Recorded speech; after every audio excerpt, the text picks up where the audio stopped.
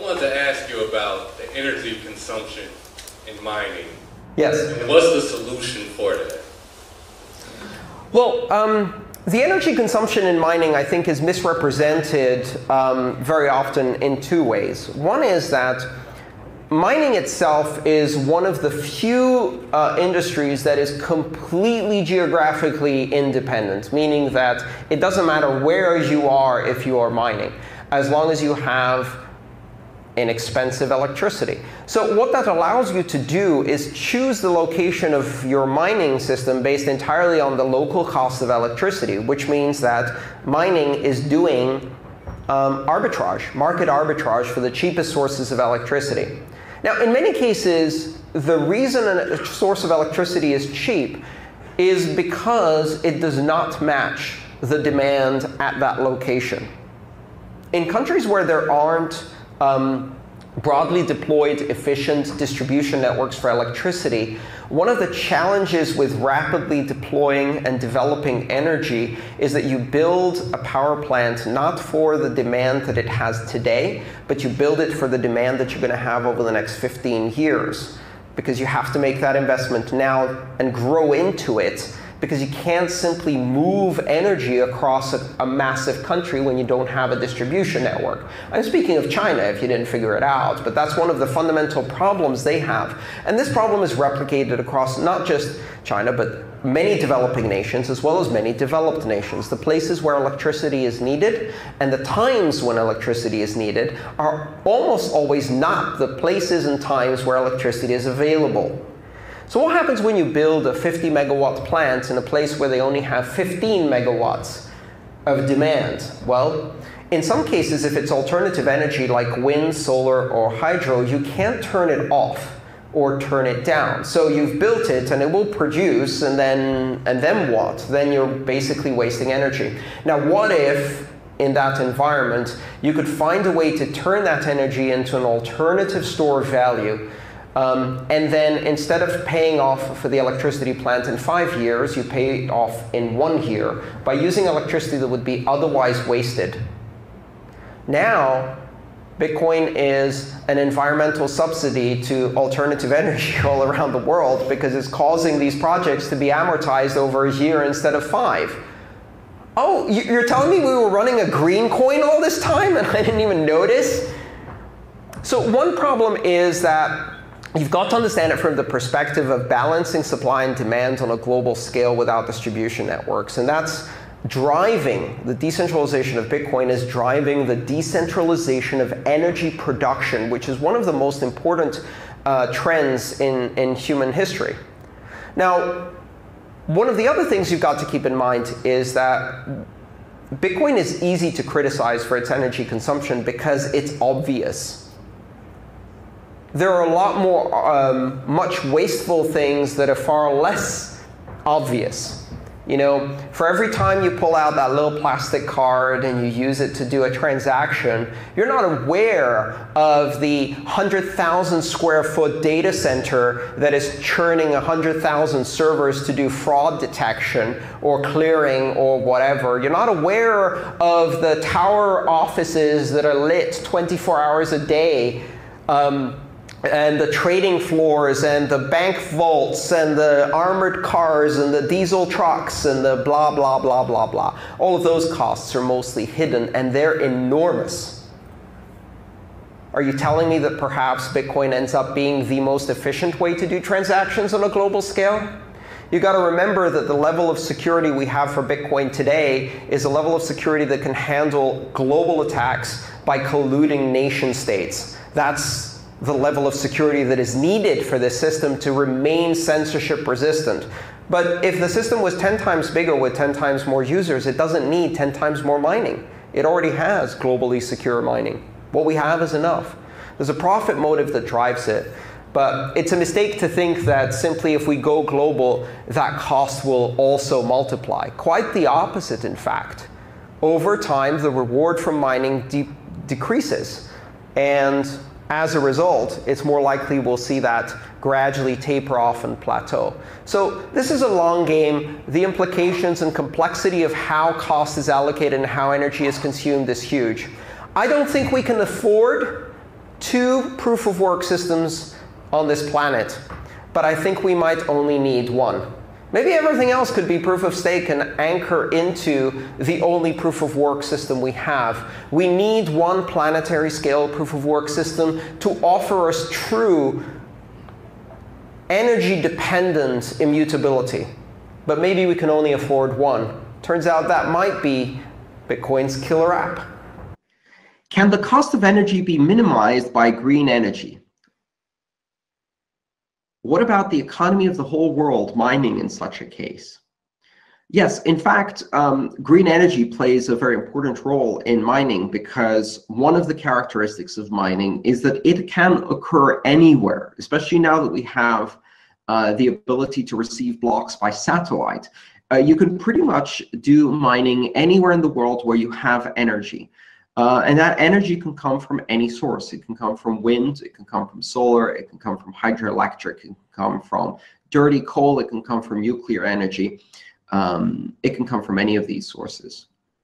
But energy has different properties, and the generation, or actually energy doesn't, energy is fungible, but energy production facilities have different properties. For example, solar produces the most amount of energy during the midday noon sun, and the least amount of energy at night, which is 0. And often the amount of energy that is produced does not match the amount of energy that is consumed at those times. So in fact, the most energy that is consumed in a city is usually around 8 or 9 p.m. in the evening, whereas the production of solar energy is not peaking at that time, it's near 0. How do you reconcile these 2 mismatches? Essentially, you have energy that is being produced for free once you have the capacity in place. The capital cost is in place. There is no operating cost for a solar energy system other than small maintenance cost. And therefore, if you're producing it in the middle of the day and nobody needs that energy is wasted. So mining can actually take that wasted energy and use it to produce income. And what that income does is it allows you to very rapidly depreciate the capital expense of building the solar plant in the first place, which means that you can take a solar plant that otherwise would be depreciated over a period of, say, 5 years or 10 years, and you can depreciate it over a period of 1 or 2 years, which leads to an enormous investment in solar. Because if you can depreciate the cost of the underlying capital, that makes the deployment of solar much cheaper. And of course, for the miners who are mining on this energy, the cost of that energy can be much lower. So the profitability can be much higher. Because mining can happen anywhere, mining will happen in the places where electricity is cheapest, where the difference between capacity and demand is the greatest, where the ability to distribute the electricity by other means, such as high voltage distribution networks, exists less or doesn't exist at all. And all of those represent opportunities. In fact, that means that the greatest opportunities for mining are from sources of alternative energy, such as wind, solar, and hydroelectric, geothermal even, because those are the sources that are remote, often from populated areas, that are difficult to distribute because of the cost of distribution networks, and where there is a large mismatch between capacity and demand, which means that Bitcoin is currently underwriting massive investments in alternative energy around the world. John asks, while I understand that the computing power used to generate the proof of work derives value from the very fact that it secures the Bitcoin blockchain, I was wondering if there are any workable solutions for diverting that computer power for bonus value creation, tackling problems requiring big computing powers. Are applications like protein folding or finding sets of primes workable, or anything else workable in this space? John, yes. In fact, there have been a number of systems that attempted to exploit the mining algorithm, the consensus algorithm, to do things that people consider useful, such as protein folding or finding primes, etc. However, Bitcoin doesn't do that. Bitcoin uses an algorithm whose only use is for Bitcoin, really, and has no other practical use other than proving to the rest of the world that the miners have committed a certain amount of energy and therefore expenditure to back the security of the network. It's essentially the promise each miner makes. Here is a block. I have validated all of the transactions according to the consensus rules. I swear this under penalty of losing the energy that I have put in, and here is the proof of work demonstrating my commitment to securing and validating these transactions and obeying the consensus rules. That promise is in the form of energy consumed for the proof of work algorithm. Part of the problem with doing something else, something that other people might consider useful, is that that splits the reward. It means that the miners have two reasons for which they're mining. One is to secure the network, and the other is to produce protein folding signatures or large primes. So what happens if the production of primes becomes more valuable than the Bitcoin security? What happens if there's a disruption in that network? Let's say, for example, suddenly we find a new application for specific types of protein folding or specific types of prime numbers that make it extremely valuable to produce these numbers or these proteins. Well, the problem with that, of course, is at that point, it's no longer worthwhile doing the security on the Bitcoin blockchain. It's only worthwhile using that equipment to doing the protein folding. Or rather, it's more worthwhile to do the secondary function than it is to do the primary function. And then Bitcoin security ceases being the primary function, at which point you can no longer trust the promise. And the promise being, I committed this energy to prove that I did the security of validating the transactions. If you can't trust that promise, then Bitcoin securities fail.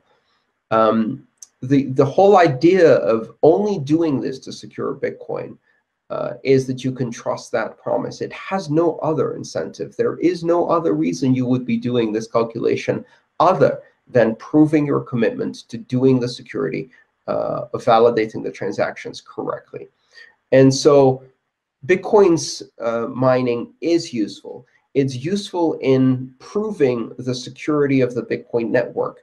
And the more energy that is committed to proving that security, the more secure the network is, and the harder it is to attack or compromise the security of the Bitcoin network. Bitcoin's proof of work algorithm produces useful work. It produces the security that backs a global currency worth almost $15 billion.